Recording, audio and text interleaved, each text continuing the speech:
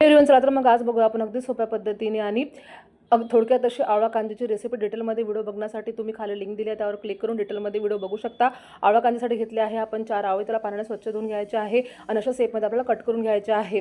सोबत घेणार आहे आपण आल्याचा तुकडा. त्याला पाण्याने स्वच्छ धुवून साल काढून त्याला पण आपण कट करून घेणार आहे. थंडीचे दिवस सुरू आहे, कफ कोल्ड होते त्या आल्यामुळे आपल्या भरपूर हेल्प होते बघा. सोबत घेणार आहे आपण ओल्या हळदीचा तुकडा. त्याला आपण पाण्याने स्वच्छ धुवून साल काढून घेणार आहे आणि त्याला पण अशा पद्धतीने कट करून घेणार आहे. हळद आपल्या बॉडीसाठी खूप जास्त इम्पॉर्टंट आहे. हळदी हळदी आपल्या जॉईंट पेनसाठी, लिव्हरसाठी, बोनसाठी, ब्रेनसाठी, स्किनसाठी, हार्टसाठी आणि इम्युनिटी सिस्टमसाठी खूप जास्त उपयुक्त आहे. सोबत घेणार आहे आपण 2 हिरव्या मिरच्या.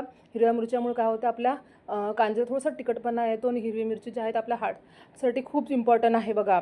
सर्व व्यवस्थित आपल्याला कट करून घ्यायचे आहे. सोबत काय करणार आहे आपण खलबत्त्यामध्ये घेणार आहे अर्धा चमचा येलो मोहरी आणि अर्धा चमचा घेणार आहे नॉर्मल मोहरी. त्याला आपण कुटून घेणार आहे बघा. अशा पद्धतीने मस्त कुटून घ्यायचे आहे. आता आपल्याला काचेचं भांडं घ्यायचं आहे. मी अशा पद्धतीचं जग घेतलेलं आहे. त्यामध्ये आपण जे इन्ग्रेडियंट्स कट करून घेतले होते सर्व टाकून घेणार आहे. सोबतच त्यामध्ये टाकणार आहे भरपूर असं ताजं पाणी.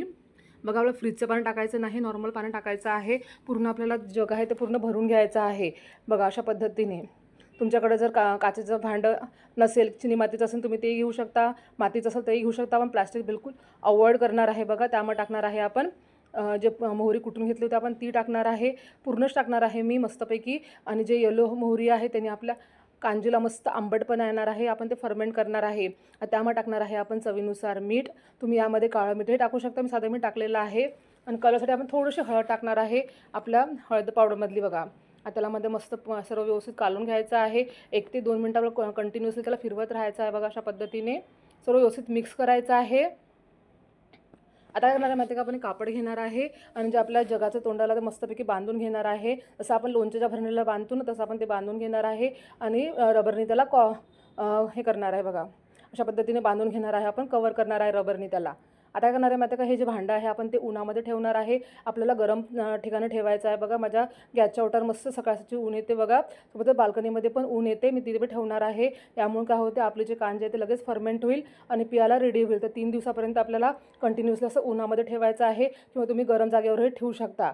तिसऱ्या दिवशी बघा आपली कांजी रेडी आहेत. आपल्याला कसं कळेल की कांजी रेडी आहे की नाही, आपण जी मोहरी टाकली होती ती पूर्णपणे फर्मेंट होऊन वरती तरंगते बघा, फ्लोट व्हायला लागते. आता त्याला परत आपल्याला 1 ते 2 मिनटं कंटिन्युअसली मिक्स करायचं आहे आणि मस्तपैकी आपल्याला सर्व करायचं आहे अशा पद्धतीने. तर तयार आहे आपली आवळा कांजी इम्युनिटी बूस्टर ड्रिंक. तुम्ही या पद्धतीने इम्युनिटी बूस्टर ड्रिंक नक्की ट्राय करून बघा. खूपच टेस्टी आहे बघा, खूप जास्त हेल्दी आहे. तुम्हाला माझा आजचा व्हिडिओ नक्कीच आवडला असेल तर व्हिडिओला लाईक करा, शेअर करा, कमेंट करा. नेक्स्ट व्हिडिओमध्ये आपण नक्की भेटू. Bye bye.